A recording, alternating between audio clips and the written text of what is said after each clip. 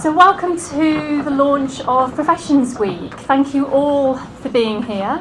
It's great to see so many people, and great to see so many people from such a variety of different industries and backgrounds, and young people, everybody. It's fantastic. And we're really, really excited about this, which I'm sure will come through. For those of you that are Twitter users, our hashtag for the week is #PW2013. So get tweeting. There's been a lot of activity already, and if you want to follow us, we're at Professions Week. That's kind of like the new housekeeping, isn't it? Let's get that out there. So, Professions Week. 15 professional bodies came together to turn what was a concept, an idea, into a reality. And I know that many other professional bodies share the vision that we have as well. And that's about working in the best interest of young people across the UK from all different backgrounds. And professional bodies are there to deliver public value. It's part of our charter, it's part of what we're set up for. And part of that public value is getting those young people to consider, to research and to embark on a career as a professional. And all the benefits that brings to the UK economy. So it's not just for the benefit of the young person, but if you think about what that career brings to the economy over a period of time, that's actually quite significant. And this is the first time, I think, that a group of professional bodies from such different disciplines have come together with a solution. So we can all sit around talking for a very long time, but this was actually, what can we do that will actually help change things? And Professions Week is the answer, one of the answers. And so what's it for? We want to support and enthuse and inspire young people, and not just young people, but those that advise the young people as well, so parents and teachers and careers advisors. And by support, I mean providing the right information at the right time that's giving a really good view, a showcase of all the opportunities that professions can deliver. And the routes into those professions, there needs to be clarity about what those routes are. It's a very fuzzy world out there for these young people, and they're making very big decisions quite often. And so we have to help show what that clarity is for all the routes that they can have. And finally, it's a call to action as well for government. And we want to make sure that government hear the voice of the professional bodies, because as a group, we're actually quite powerful. And this couldn't come at a better time. I'm sure you're all aware of the Social Mobility and Child Poverty Commission's report last week. There's been an Ofsted report on careers advice, and there's a chatter around this area with a lot of people realising that something needs to be done, something needs to change, and Professions Week is the start, we hope, of a way of changing the fact that these people have access to the right advice. And as I said, we're a powerful bunch. The 15 professional bodies that make up this have nearly 1 million members and students between us. And that's not even starting to count all the other professional bodies that I know are active on this, that I know are part of the agenda. That's a huge number. That's an army of professionals, as one of my colleagues said a little while ago. And those professionals need to be out there. Part of this is a call to action to our members to say, we need your help, you need to go out there, you need to engage with young people. For a lot of young people, they have nobody in their network that is a professional, especially those that we're thinking from a more disadvantaged background.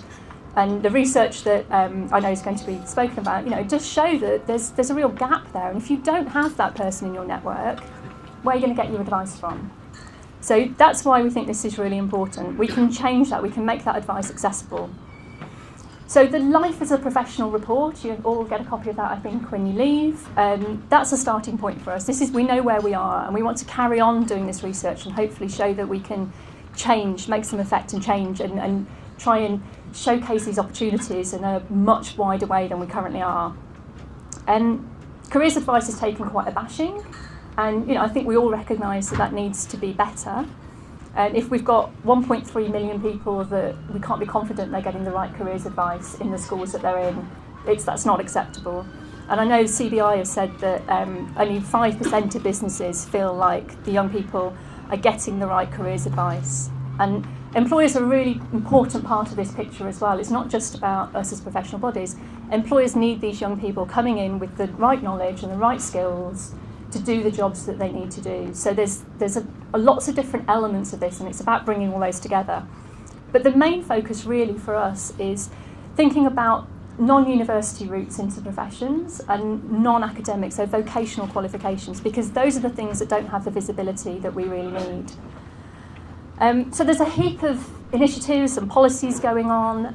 There's a recent launch of careers colleges, which is another one. I think it's a very confused marketplace out there in terms of where to go to make these things happen. So I think what we need is a sustained and a coordinated response, and I hope this is a start of professional bodies being part of the dialogue for that response. So thank you very much for being here. We have a number of speakers throughout the session, and we will have time afterwards for a drink and a chat and a network. So I think first of all I'm going to invite the Right Honourable Baroness Shepherd to the stand. She's the Deputy Chair of the Social Mobility and Child Poverty Commission, so clearly in a very good position to be able to talk around this. Baroness.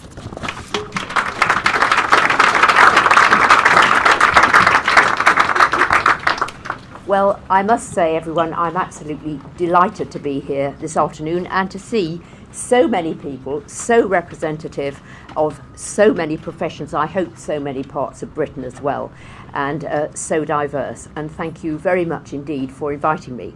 I do have a bit of form on this. Before ever I entered politics, I was, back when, a careers advisor. And so I have always felt very strongly about the importance of careers advice, timely careers advice, impartial careers advice, and the contribution that the careers profession can make to getting networks established. In this case, of course, we have to congratulate the professions themselves for networking. This is a first, as Sarah said, where so many professions have come together to launch Professions Week. And I want to congratulate her, the committee, and all of the professions who are represented here today. Now, I hope everyone has had sight of the extremely interesting research which is being launched today on young people's perceptions of the professions.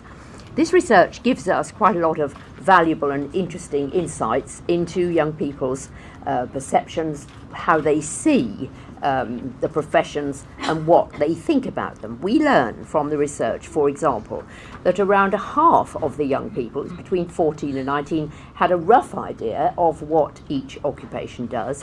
Nearly 2/3 of those interviewed believe that they will go on to university and that they think that is a necessary precursor to entering a profession. Now, Sarah said we need to look at non-graduate routes as well, and that is something that really needs to be got over to people with ambition, vision, but not quite sure about the means from where they are at the moment. Indeed, another interesting thing is that only 11% of the people who thought they would have to go to university to enter a profession believed that the cost of going to university was off-putting. I find that interesting in view of the controversy we had about tuition fees and so on. Half of the people interviewed found the idea of a profession exciting. That is good too. Even so, the breakdown of those who actually want to go into one of the named professions does provide more of a challenge.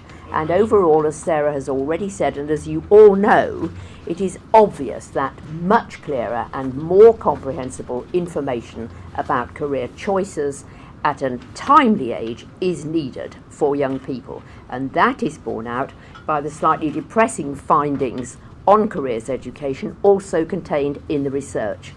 That says, and it really should not be so, that more than half of the 14 to 19-year-olds had had no useful careers advice conversation in the last 12 months. Not good enough. Now, some people here may have noticed that last week the Social Mobility Commission, of which I'm Deputy Chair, produced its first annual report. We were set up at the end of last year, and we had some things in that report also to say about the professions. They do remain dominated by a social elite. If you compare two graduates one from an advantaged background and the other from a less advantaged background, with the same qualifications, who attended the same type of university and took the same subjects, those from the more advantaged background are more likely to be working in top jobs 3 years after graduation. In this particular area, therefore, class is a more important factor than gender. Nearly a quarter of university vice-chancellors, a third of members of parliament, a half of senior medical consultants, FTSE CEOs and top journalists, and more than 2/3 of High Court judges went to independent schools, although only 7% of the total population did so. Now, what are the reasons for this? Well, parental attitudes, of course, to start with. Half of the children with professional parents. That is a real tweet, ladies and gentlemen. Heaven knows what you'll find as a result. Half of the children with professional parents want a professional career, compared with 13% of children whose parents are in semi-skilled occupation. Now, that is a really telling statistic, and something I've already heard that Sarah and all of you are determined to do something about. Work experience and internships are also important. Employers increasingly place a premium on previous experience when they decide whom they will recruit. Internships have become, we put this in our report, a new rung on the professional ladder. I call it a hurdle myself. Of course, you don't have hurdles on ladders, but you get my drift. And all too often, you know, it's the informal connections that who knows daddy and mummy who dictate those who get the job opportunities. And of course, the fact that many internships are unpaid disadvantages those who are unable to work for nothing. And just think for a moment how these practices affect children who live in rural areas. They can't even get there. No way, even if there are professions to visit. And it is so important, this, and I'll make this point in case I forget it later.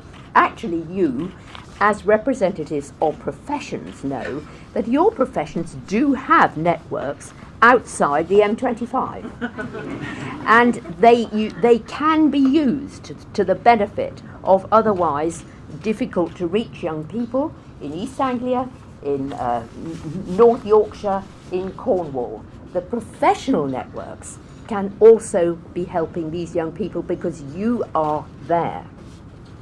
Now, there are one or two other rather tough things said in our report. I will be brief. Top employers often recruit from a very small pool of talent.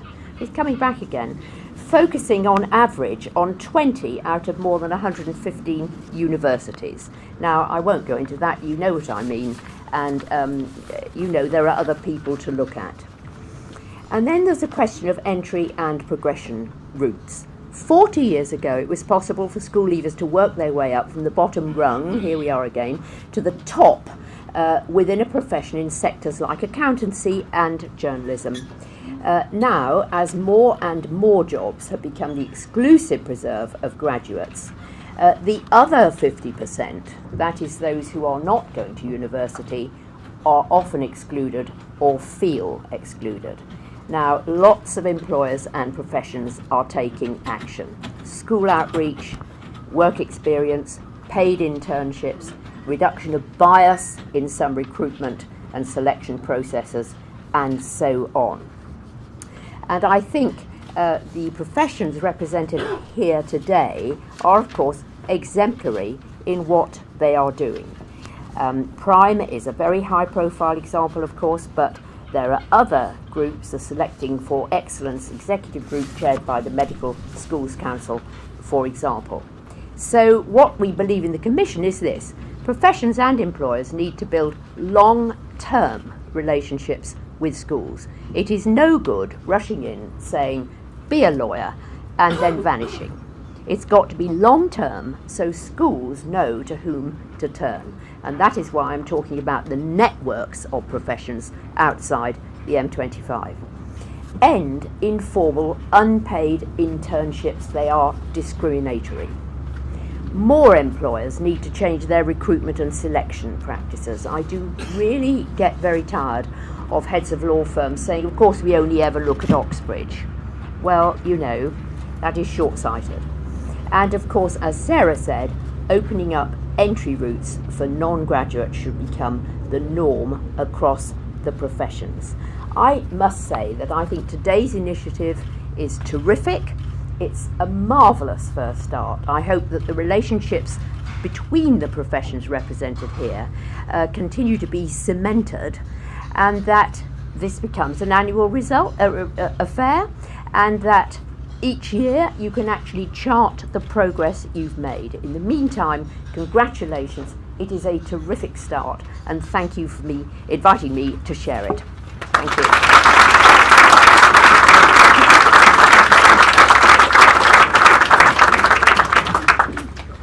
Wise words indeed, I think, and thank you so much for the congratulations. I feel like we've made a very good step, but you're quite right, it's the first step and there's much more to come. So next up I'd like to invite Barry Shearman, MP, who's chair of the All-Party Parliamentary Group on Management. Barry.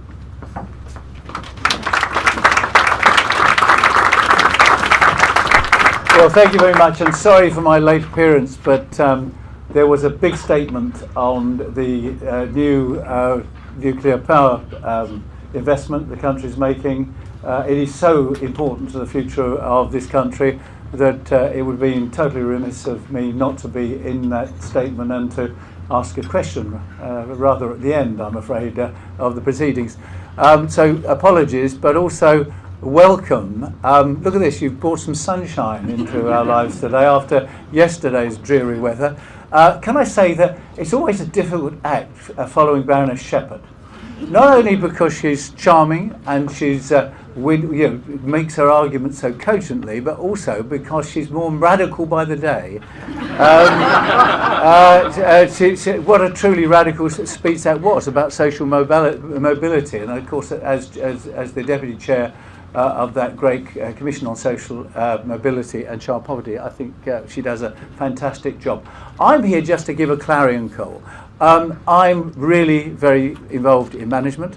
I chaired the Education Select Committee for 10 years, but I also believe that the professions of this country are absolutely essential for the good future and the wealth creation of the future.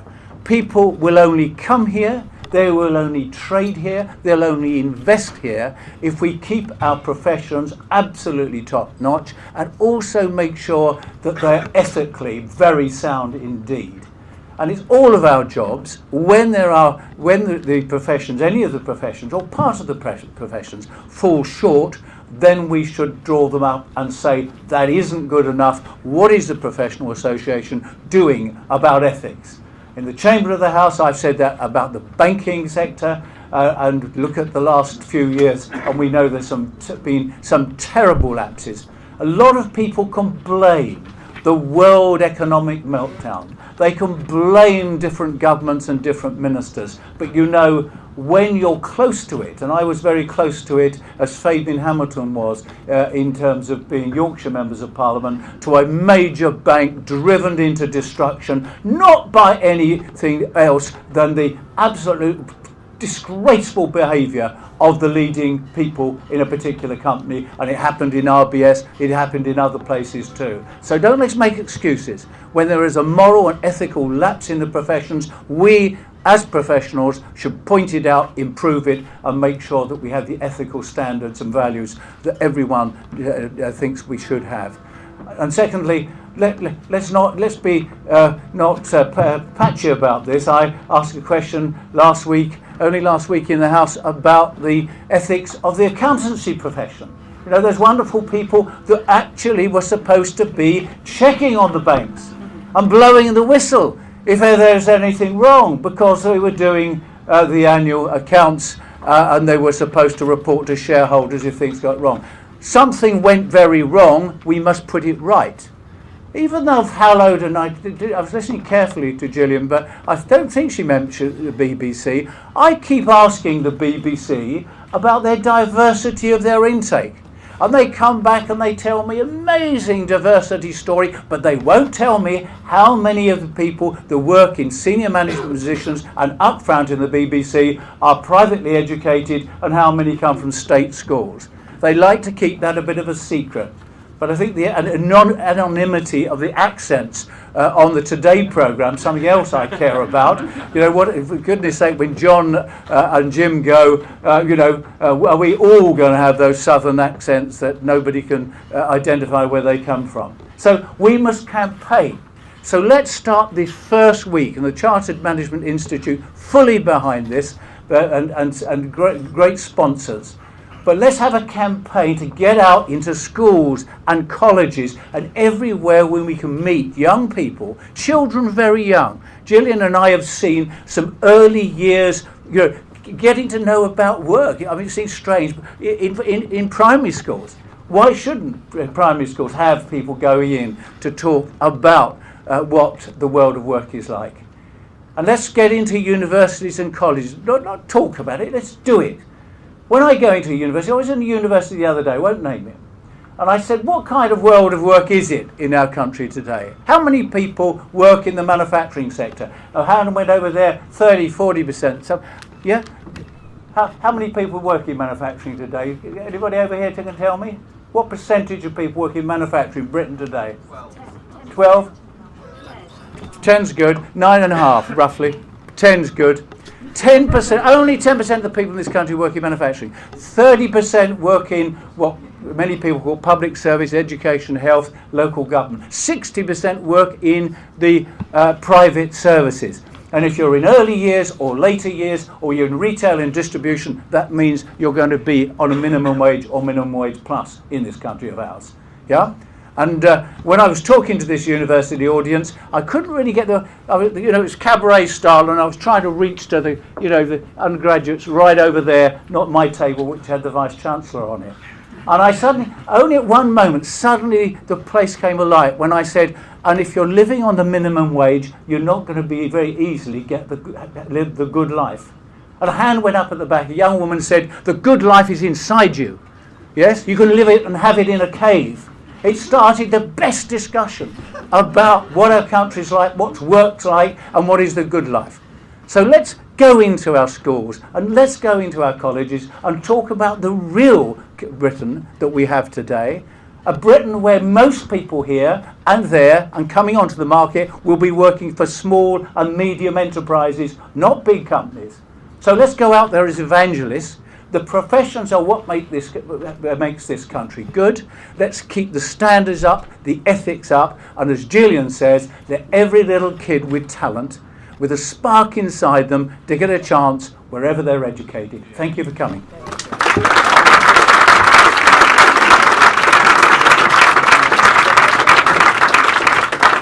Thank you, Barry. I'm not going to respond on the future of audit. I don't think it's the time or the place. But yes, very powerful words nonetheless, particularly around ethics. And I know that's something our next speaker is very interested in as well. So can I welcome Anne Franca, who's Chief Executive of the Chartered Management Institute. Thank you. Well, a couple of hard acts to follow there. So it has fallen to me, me of the interesting accent, to define what is meant by profession.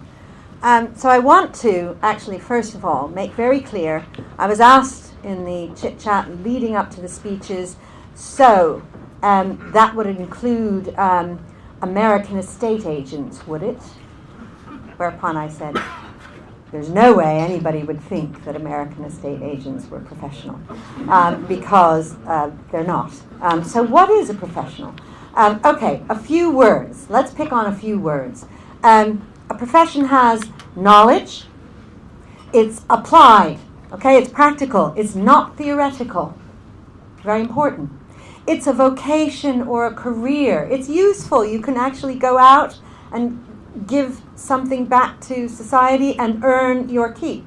And in fact, research shows that if you belong to a professional body over the course of your career, you'll earn £50,000 more than you will if you're not in a professional body. So it's significant in terms of a career, and it is about learning.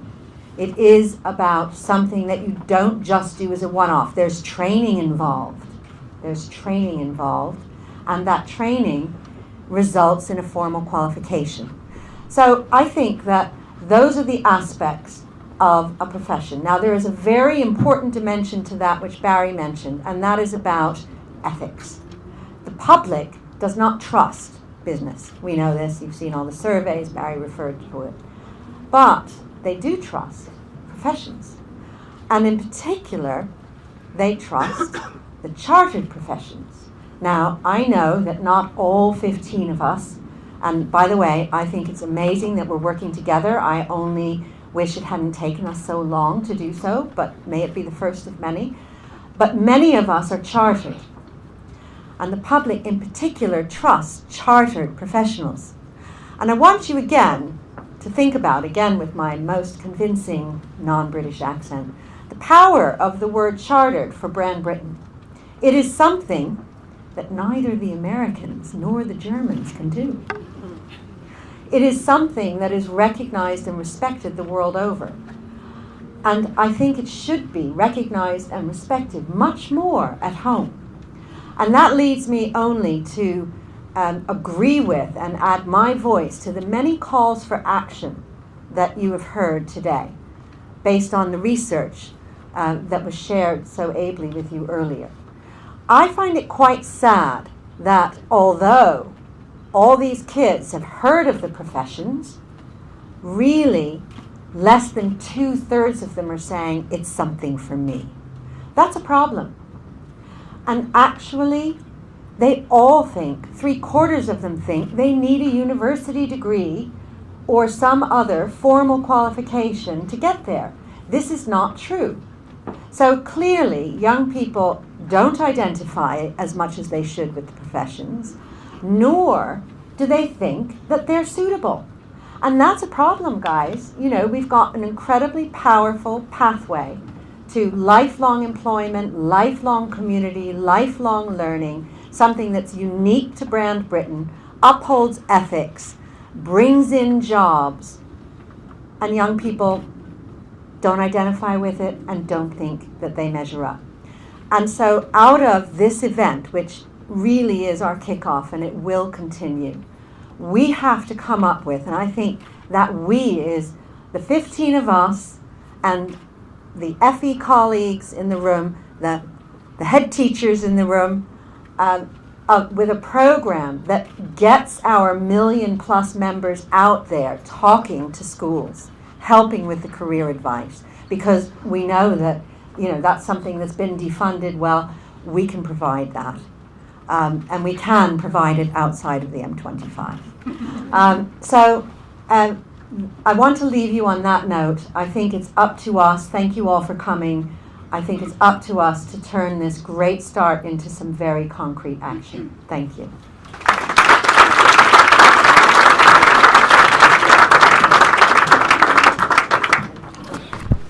So finally, our last speaker of the day. It's all very well us who are some way into our careers standing around talking about this, but we thought it'd be very useful to have somebody who's more at the beginning of their career. So I'd like to welcome Caroline Stassen, who's on stage, who's an environmental engineer at the Building Design Partnership. Caroline? Woo!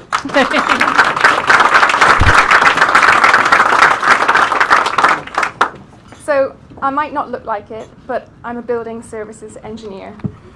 And what that means is that I get to design the heating, ventilation and cooling systems in buildings to make them warm, comfortable, low energy places to live, work and learn. I work for a global interdisciplinary design practice called BDP in their London office, and I've been there for just over 6 years now. Last week I attended an interview with my professional body in the hope of becoming a chartered engineer. Now, all that said, that sounds, you may expect that I was very focused at school, that I always wanted to be an engineer, that I studied maths, physics, perhaps chemistry, or any of the sciences. Because how many people fall into engineering, let alone women? Well, none of the above applies to me. I did go to private school, and I did go to university, but I know the emphasis has been on none of that sort of stuff. You know, let's get state school people into the professions, but it's not just about that, because private school and university educated people also don't know where they're going. So other than wanting to be a pilot at 11 years old and Michael Jackson's backing dancer at 13, I really didn't have a clue where I was going. I knew what I didn't want to be. I didn't want to be a doctor like my dad because of the long working hours. I didn't want to be a dentist or a lawyer or a teacher like most of the other girls in my school. I just didn't have a clue. Now, my academic year was the first year that they brought out AS levels, so that's half an A level. And one of the reasons they introduced the AS level, was to give one more precious year of deliberation before people had to decide the final career routes or final subjects that would affect their career routes. So all around me in my school there were girls with such confidence and focus, and they knew where they wanted to go and they knew what they wanted to do, and I just really didn't have any idea. So without any other inspiration, I decided that I would go with the subject which I enjoyed most. Not a very sensible option, but I chose a career in art, and much to my mum's objection, I dropped all of my other subjects and took up art A-level, photography A-level and economics. So off I went to study art and design in the prestigious Edinburgh College of Art college, and it only took 3 months before I realised I'd made a huge mistake. And a very long and very grovelling phone call back to my mum, and I was back home in Newcastle sitting my AS level and A-level maths simultaneously. So I just didn't make things easy for myself at all. So from that, a change from art, which many people find surprising, I managed to secure myself on an automotive engineering course at Leeds University. And 4 years later, I graduated with a master's, knowing that engineering definitely was for me, but perhaps cars and Formula One, I'd leave that to the fanatics. And so it was then 6 years ago that I found myself being a building services engineer at BDP by pure accident. Joining my professional body, CIBSE, so that's the Chartered Institute of Building Services Engineers, has not only given me the direction that I obviously have lacked in my earlier years, but it's also given me a structure around which to progress my career, a checklist of competencies that I need to attain, a quality that I need to be recognised. My professional body's code of conduct requires me to keep learning and keep growing as an engineer, to drive the industry forward, to keep the industry at a certain quality, and to promote competition in the industry. The last 5 years have been really hard for all industries, but especially so for the design and construction industry. And it's been really important to me to have my successes and my progression recognised in alternative ways than just which promotion or which pay rise I did or didn't get, because they have been sparse across the whole industry. And lastly, perhaps the most undervalued of qualities of my professional body, and I like most of them alike, is the power and the forum of networking. I'm part of engineers networks, young engineers networks, women in engineering networks, and that's to name but a few just in my professional body. And networking for what? Well, for building communities, for building relationships, friendships, contacts for work, contacts for winning work, contacts for challenging and supporting our ideas, for opportunities, big and small, like talking here at the House of Commons. So all I can say is I'm so thrilled to have been invited to be part of Professions Week.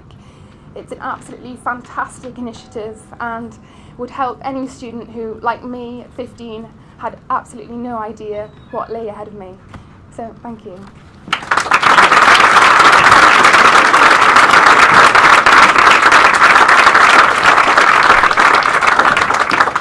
Thank you, Caroline. It's inspirational to hear it from the other side, most definitely. And I, like you, was one of those people who did not have a clue what she was going to do. And yeah, look at us now. So just a few final words from me, really. Thank you to all our speakers. Some really important points made in all of that. I think particularly around what the professions are, what they do, what our role is. and how we can hopefully translate that into messages for young people who might not be considering this world of professionalism as a career. As well as chairing Professions Week, I'm head of ACCA, and one of the things that was in the research was a young man of, I think, 15, who to me is quite distressing that we had been asked about accountancy as a career and said it sounded too boring pushing numbers around a spreadsheet. It's something my dad would do. And I'm not an accountant. But that young man, you know, he might never want to be an accountant. He might never have the competencies or the capabilities to do that. He might have a career plan mapped out for himself. He might know exactly what he wants. But what's really, really important is that he has the information to make an educated decision at that point in his career. And I don't feel from everything we've read and for the things we hear that that's there. So we have more to do as a group of professional bodies and other professional bodies that want to celebrate and join in this initiative. That has to be in partnership. It has to be in partnership with employers and with schools, colleges, universities, and like I said before, also government. We need policies in place that recognise the vocational and professional education routes, and they need to be focused on the long term and not the short term. And so we invite and we expect government to join us, to work with us to ensure that we do have world-class advice in place for young people, regardless of their background, regardless of their location. We will put a call out for ministers whose portfolios include schools, FE and HE in the new year. And we want to set an agenda for collaboration between policymakers and professional bodies. And I want that agenda to be around action and around transformation. I think we all agree that the time for talking is done. And everybody in this room, I would pretty much guess, apart from our young people, is probably a professional, certainly has an interest in and a commitment to the social mobility agenda. So use that status. This is a plea from me. You're all standing here as well. It's not just about the million members that are out there. You're all professionals. Use it, get out there, inspire people, be ambassadors for being a professional. It's not a difficult thing. We've heard, there's very clear benefits to being a professional. It's very easy to do that. And once you've inspired those young people, what's important is they know where to go and what to do next. The last comment I want to make is, again, out of the research, which was a young lady saying, I don't know much about it, but it doesn't interest me. And that's just not acceptable. So let's change that. So we have drinks, networking. Please enjoy yourselves, stay a little while. Come and talk to us if you want to learn more. And we'll look forward to Professions Week 2014. Thank you very much.